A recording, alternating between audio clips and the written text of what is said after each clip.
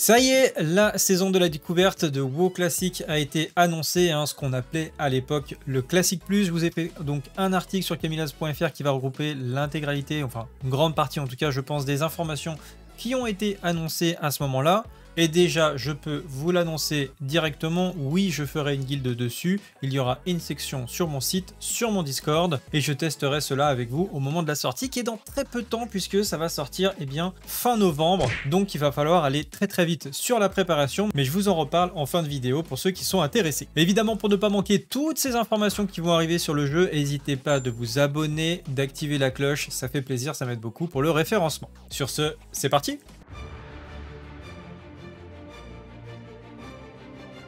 Donc c'est Blizzard qui a fait cette annonce inédite lors de la BlizzCon. Honnêtement, je crois qu'il n'y avait pas eu de leak, j'avais pas vu d'informations de fuite à ce niveau-là, même si on en avait parlé il y a quelques temps, je reviendrai là-dessus, de cette version potentielle de Classic Plus qui faisait suite à un sondage.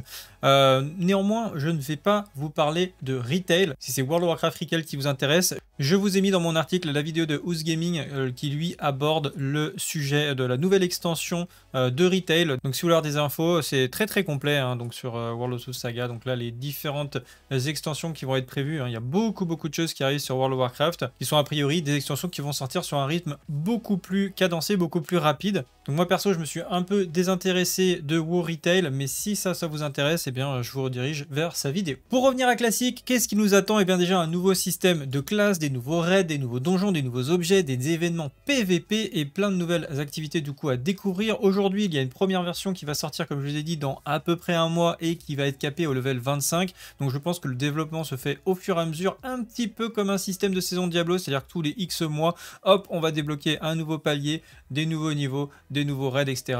Je trouve que c'est un très bon moyen d'aborder les choses, que toute la base physique est là, ils ont le jeu, ils ont les cartes, etc. Ils sont juste à modifier et créer des instances dans cet univers-là. Donc je pense qu'ils ont vraiment tous les outils pour faire des choses comme ça. Je vois un peu ça, cette version-là, je la vois un peu comme un serveur privé, et je pense que pour ceux qui ont fait un petit peu de privé, vous allez voir de grosses ressemblances à certains serveurs où on peut customiser un petit peu comme ça ces personnages. C'est pas des choses qu'on voyait de manière assez courante sur YouTube ou sur Twitch, même si certains marchaient extrêmement bien. Alors certains le faisaient quand même, mais le problème, c'est que Blizzard pouvait bannir en fait tout simplement les vidéos et également les streams qui étaient liés à ça. Il y en a certains qui ont été bannis définitivement de Twitch pour avoir streamé des serveurs privés. Donc là, Blizzard entre guillemets ouvre sa propre version modifiée, telle que pouvaient le faire des serveurs privés, et je trouve que c'est une très bonne chose. Ils auraient dû faire ça il y a très longtemps, puisque des serveurs privés qui faisaient d'excellentes versions de WoW Classic, de Burning Crusade, de WoTLK, il y en avait plein qui existaient. J'ai connu des serveurs PVP extrêmement bien faits, notamment pour les récompenses de fin de jeu, pour les gladiateurs, pour ceux qui montaient des cotes, etc.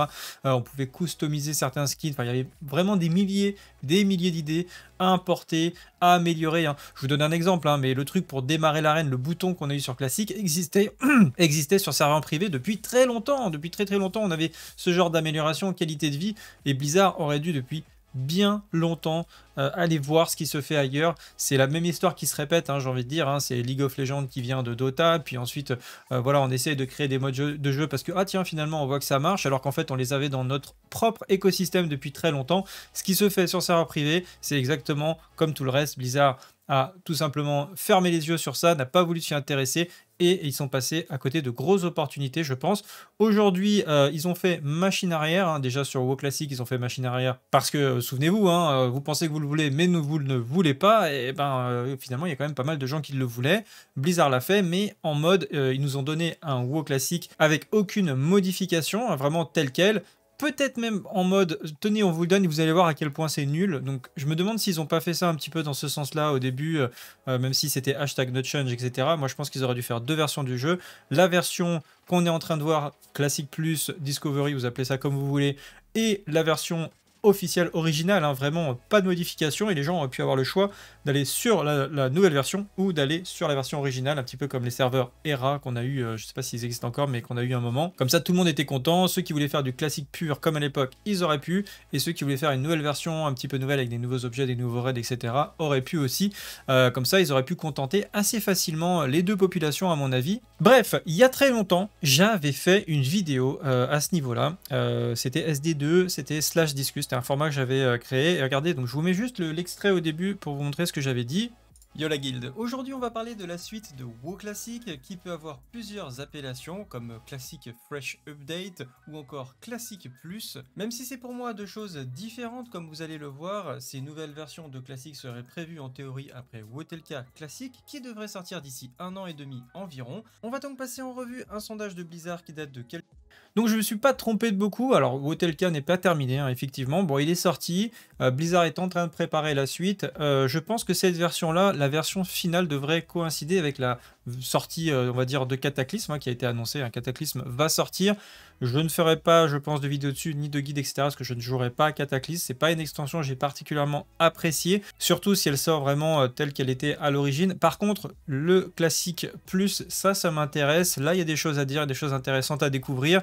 Donc là, vous aurez potentiellement plus de vidéos à ce niveau-là. Et si c'est ça qui vous intéresse, eh ben, je vous invite encore une fois à vous abonner à la chaîne parce que vous trouverez les informations sur mon site, sur mon Discord et sur ma chaîne YouTube et Twitch évidemment également. Donc les premiers indices étaient dans un sondage qui avait été fait tout simplement à l'époque, à travers certaines personnes qui l'avaient reçu par mail et qui pouvaient y répondre, donc c'était pas tout le monde, et c'est là où on avait eu une petite idée qu'il y aurait potentiellement un Classic Plus qui pouvait arriver. Donc du coup, à quoi on peut s'attendre par rapport à ça? Eh bien, au niveau déjà de la refonte totale des classes, eh bien, dans cette nouvelle saison, vous serez en capacité de construire donc la classe de votre choix. Alors on a toujours le socle de base hein, des différentes classes de WoW que vous connaissez avec le système de talents. Certains talents peuvent être modifiés, améliorés, changés, donc je pense qu'il y aura de l'équilibrage, ce qui n'est pas du tout le cas évidemment de l'ancienne version, mais là on aura du vrai équilibrage.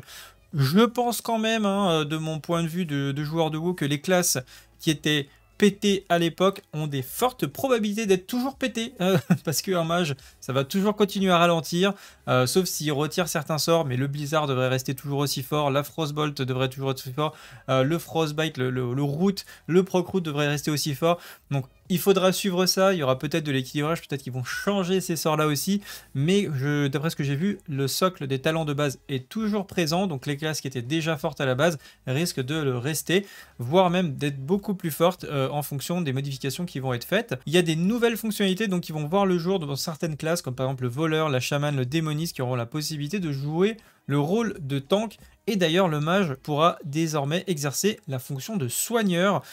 Voilà, je me suis mis sur la vidéo de Métagoblin, c'est là-dessus que je me suis basé pour faire mon article. Je vous ai mis évidemment le lien de sa vidéo en description.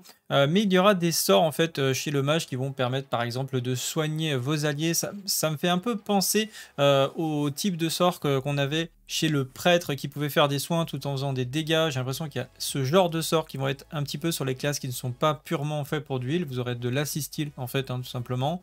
Donc tout cela sera rendu possible grâce à un nouveau système de runes, hein. Donc c'est ce que vous voyez dans les onglets ici à droite. Et bien en fait vous allez devoir débloquer ces runes. Ça va être sur des quêtes, ça peut être peut-être des quêtes de classe, ça va être peut-être droppé sur des boss, dans des coffres, etc. Donc je ne sais pas si c'est un loot aléatoire, si ça peut tomber comme ça sur un mob, un petit peu comme une glyphe hein, de Diablo 4 qu'on récolterait comme ça aléatoirement. En tout cas il faudra les chercher, les débloquer, et ça va vous permettre de modifier de manière assez importante votre gameplay. Ça va être comme des nouveaux passifs, des nouveaux sorts que vous allez pouvoir greffer à votre build actuelle. Une fois que vous les avez, elles sont acquises de manière permanente et vous allez pouvoir les assigner à une pièce d'équipement. Donc comme on peut le voir dans la screenshot ici, je vais essayer d'agrandir un petit peu. Voilà, on a par exemple le plastron, les jambières, et comme ça, hop, vous pouvez faire glisser et bien sur votre plastron, vous allez faire une amélioration. Là, on voit qu'il a mis Master Channeler, il l'a mis sur son plastron. Donc quand vous allez looter un nouveau plastron, et bien vous pouvez réassigner la rune qui vous intéresse. Je vous donne quelques exemples que j'ai vu dans la vidéo de Métagoblin pour expliquer un petit peu comment ça fonctionne. Donc justement, Master Channeler hein, qu'on met sur plastron, eh bien ça va faire que votre drain de vie, hein, vous savez normalement le drain de vie sur un démoniste, on sélectionne une cible, hop, on aspire sa vie, ça fait un rayon vert, et puis voilà, ça nous soigne, ce qui est déjà très fort, ça fait des dégâts et ça nous soigne. Là, cette cette rune, va faire que votre drain de vie, il va plus être en constante canalisation sur votre cible, mais il va devenir de manière passive. C'est-à-dire vous allez vous connecter avec un ennemi, vous allez pouvoir continuer à faire soit d'autres sorts, vous déplacer, etc. Donc ce qui est évidemment extrêmement fort, hein, c'est comme si on mettait un dot en fait, voilà un dot, mais par contre, il va avoir un CD de 15 secondes, il va coûter 100% de mana en plus, et par contre il va vous soigner 50% de plus à chaque fois que ça va faire des dégâts. Donc ça me paraît extrêmement fort, notamment dans un build plutôt dot du démoniste, où ça va nous faire simplement un dot de plus à poser sur une cible. Donc ça me paraît vraiment très fort. Là par exemple sur les jambières, on a une autre rune passive qui va faire que quand vous allez faire soit un Drain Life, Drain Soul, une Shadow Bolt, une Shadow Cleave, Searing Pain, Incinerate ou un Haunt, donc en T, eh bien ça va rafraîchir la durée de votre corruption. Donc c'est un passif, c'est comme un talent passif hein, que vous pouvez utiliser. On remarque quand même que ces runes sont quand même très puissantes. C'est pas des petits bonus, hein, c'est vraiment des changements de mécanique assez importants en général. Très intéressant également, on voit qu'on récupère beaucoup de sorts des extensions qui ne sont pas encore sorties en fait sur cette version classique plus, puisqu'on récupère le Haunt comme on l'a dit juste avant, donc Hanté qui n'existait pas, je pense qu'il est sorti sur, je sais plus si c'était Wotelka ou Burning Crusade, vous me corrigerez en commentaire. La Chaos Bolt, je suis quasi sûr que c'était sur Wotelka. La Métamorphose, donc voilà, des sorts en fait qui sont pas forcément liés à l'extension de classique, et bien maintenant aujourd'hui ils sont en capacité de nous les ramener et de les ajouter dans cette version classique. Très intéressant également chez le Paladin, alors déjà première chose comme vous pouvez le voir, on récupère notre interface de talent, ça ne change pas, on voit bien nos talents ici, donc là de l'aspect Vindicte en l'occurrence, et ils ont quand même fait des améliorations pour le Paladin qui en avait exactement besoin sur la version classique, hein. C'était une bonne classe le Paladin, le tank n'était malheureusement pas très jouable, j'en ai vu hein, qui ont réussi à finir le jeu, je dis bien finir le jeu jusqu'à Kel'Thuzad en jouant pas le tank. J'en avais croisé un, je suis désolé, j'ai oublié son nom, il m'avait montré d'ailleurs des petites macros très sympathiques, mais voilà, c'est très rare. Voilà, les paladins qui arrivaient à finir le jeu en tant que paladin protection, c'était vraiment très très rare, mais ça marchait, ça pouvait marcher. Et donc du coup, on sait que le paladin tank était possible, mais on manquait, le plus gros problème, c'était le tank.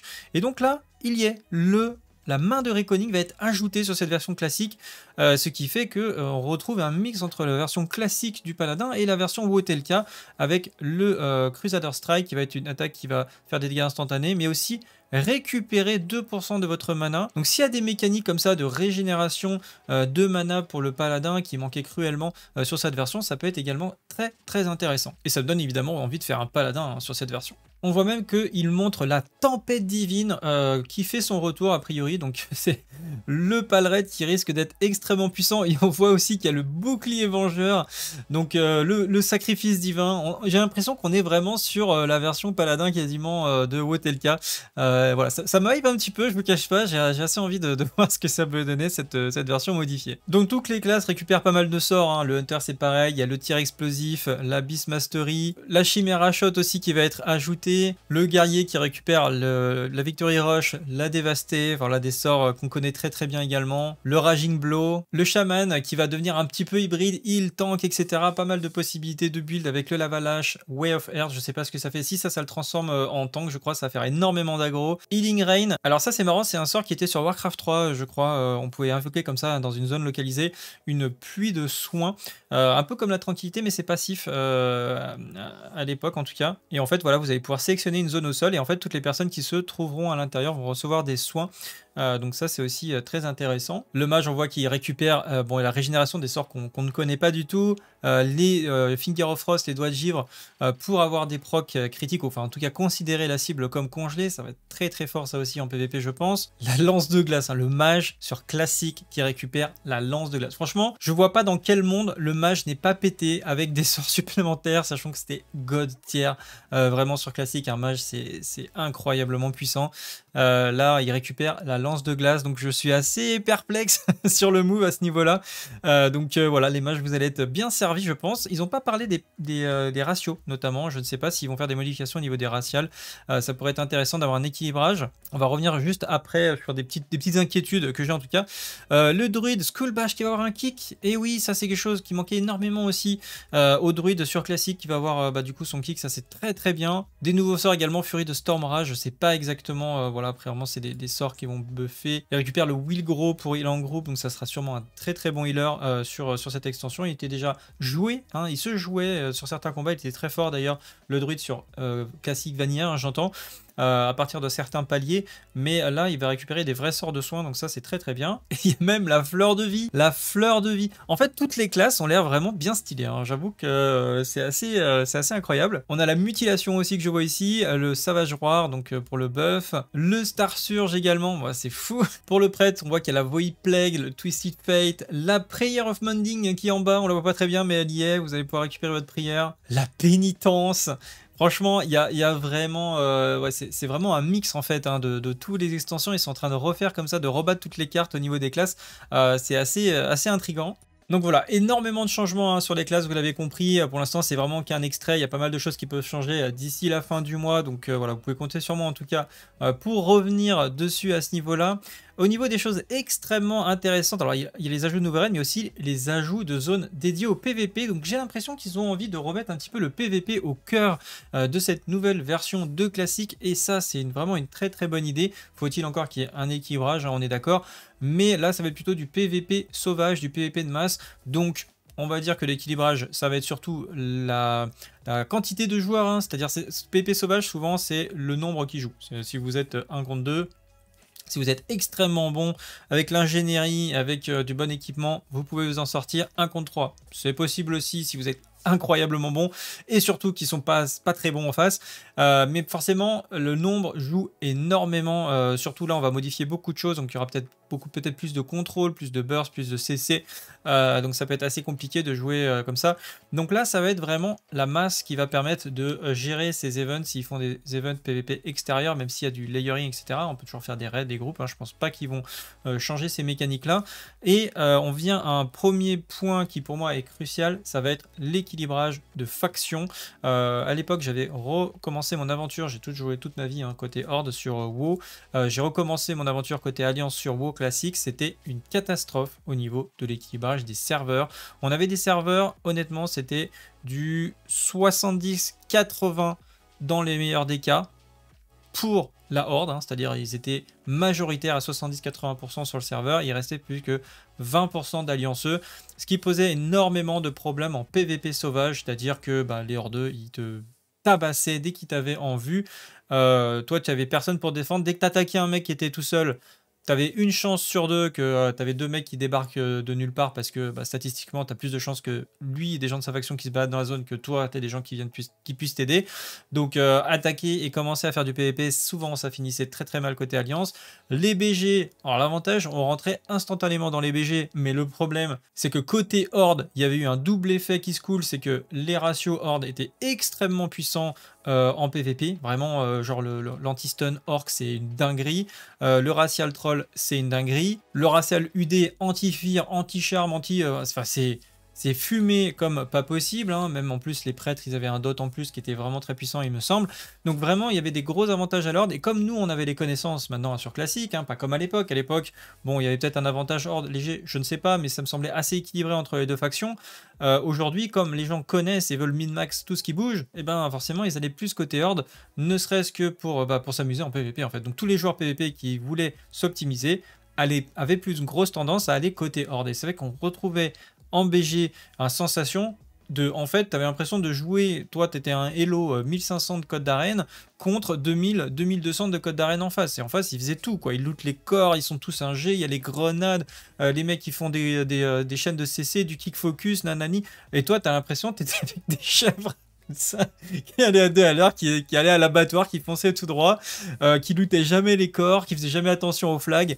C'était comique quoi, vraiment, je regardais les BG, c'était vraiment très très comique ce qui se passait, il y avait une différence de niveau qui était flagrante. Je pense qu'il fallait faire un petit peu de PVP, côté Alliance, s'y connaître un petit peu et faire des BG en solo pour vraiment se rendre compte du délire. J'espère vraiment qu'ils vont modifier les ratios ou qui vont modifier l'équilibre des factions, c'est-à-dire que quand un serveur est pas équilibré, vous pouvez aller que d'un côté de la faction en fait, hein, tout simplement. Le but étant de garder un certain équilibre et que derrière dans le world, on se retrouve pas en 2v10 systématiquement. Bref, en tout cas, l'amélioration et des nouvelles zones PvP, je trouve que c'est très bien, mais le problème le plus important, ça va être l'équilibrage des factions, et Blizzard ne s'est pas du tout prononcé à ce niveau-là. Ensuite, l'ajout de nouveaux raids. Eh bien, à ce niveau-là, ça c'est une très très très bonne nouvelle, puisque c'est génial, on va voir des nouveaux raids. Donc là, des raids qui ne sont pas des raids de fin de jeu, c'est-à-dire vous allez avoir des raids qui vont être tout simplement pendant votre leveling, que vous allez pouvoir faire donc à partir du niveau 25 avec de très bons loot probablement pour avancer dans votre aventure. Donc là on a Blat Factum Dips. Est-ce qu'on pourra refaire ces donjons d'ailleurs, parce que c'est niveau 25 mais si ça va jusqu'au niveau 60 par exemple, est-ce qu'on pourra refaire ces donjons? Est-ce qu'ils vont se caler? Est-ce qu'ils seront plus difficiles et avec des meilleurs loots? On ne sait pas. En tout cas, c'est des raids à 10 joueurs, un petit peu comme une grosse instance, hein. Ça fait un peu penser à UBRS, hein, qu'on pouvait faire à 10 avec de très bons loot également. Il y avait des épiques comme une dague, il me semble, qui faisait 100% critique, qui était assez rare, mais très très très puissante, et des très bons loots sur le dernier boss. Donc à 10 joueurs, hein, comme je l'ai dit, 3 jours pour la réinitialisation, 7 boss entièrement inédits, des nouvelles récompenses, des secrets. Donc pour moi, c'est vraiment une instance de leveling, hein, pour l'instant, avec des meilleurs loots, donc c'est très très sympa, voilà, de pouvoir créer plus d'interactivité avec les personnes que vous allez pouvoir avoir autour de vous pour aller faire ce raid, donc c'est plutôt cool. Et puis surtout que on voit que s'ils développent comme ça des raids pendant le leveling, on pourrait imaginer qu'après ils vont passer par un nouveau palier jusqu'au level, je sais pas, peut-être 30, 40, 50, et des nouveaux raids vont être encore découverts, vont être ajoutés, et pourquoi pas que des nouveaux raids sur la fin de jeu. Ça serait vraiment classe de ne pas avoir à refaire Molten Core, etc. Vraiment que ce soit des nouveaux raids complètement inédits à découvrir avec de nouvelles mécaniques un peu plus exigeantes, ça serait super bien. Donc évidemment, vous le savez, hein, je suis un grand fan de cette annonce, ça me fait vraiment très très plaisir, et évidemment, je vais créer non seulement une nouvelle section sur mon site, hein, donc comme vous pouvez le voir sur mon site internet, vous avez différentes sections, Diablo, Ashes of Creation, etc. Pour ceux que j'essaye de couvrir, on a déjà une section WoW classique, et donc dans cette section WoW classique, eh bien, il y aura une nouvelle section WoW classique découverte avec probablement des guides. Alors peut-être que là c'est WoW TLK classique. Je pense que je ferai même vraiment une session à part pour avoir un petit peu plus de clarté dans les menus. Ça sera WoW classique découverte ou un truc comme ça, WoW découverte, on verra. En tout cas, ce qui est sûr, c'est que vous aurez des articles en continu sur le site, plus une nouvelle section sur Discord. Donc pourquoi? Parce que évidemment je vais faire une nouvelle guilde. Cette guilde, si ça vous intéresse, le projet prendra forme sur le Discord. La section là où je vous parle n'est pas encore créée, mais elle va arriver dans la semaine, c'est certain. Il y aura un formulaire pour postuler. Je ne vais pas faire une guilde tryhard, je vais faire comme j'ai fait pour Diablo 4. Ça sera vraiment sur l'ambiance principalement qu'on va recruter. Vous aurez toutes les conditions de recrutement qui seront disponibles sur le Discord, et vous pourrez remplir le formulaire si ça vous intéresse. Pour l'instant, je ne sais pas combien de membres sont limités les guildes, mais je pense que voilà, on va viser entre 100 et 150 membres en fonction de ce qu'on va faire. Si on fait du PVP, peut-être qu'on pourra recruter beaucoup plus, donc pourquoi pas faire une guilde PVE, PVP. Dans tous les cas, il me faudra des officiers, donc si c'est aussi un rôle qui vous intéresse et que vous voulez vous investir, vous pouvez également me contacter sur Discord pour ça. Et voilà, je pense que j'ai fait à peu près le tour de toutes les informations qu'on a pu découvrir sur cette nouvelle version de WoW classique découverte. On se retrouve évidemment dans la prochaine vidéo. Si celle-ci vous a plu, n'hésitez pas à la liker et la partager, ça m'aide beaucoup pour le référencement. Il va vous abonner évidemment. Sur ce, salut à tous, salut la guilde et à bientôt. Ciao!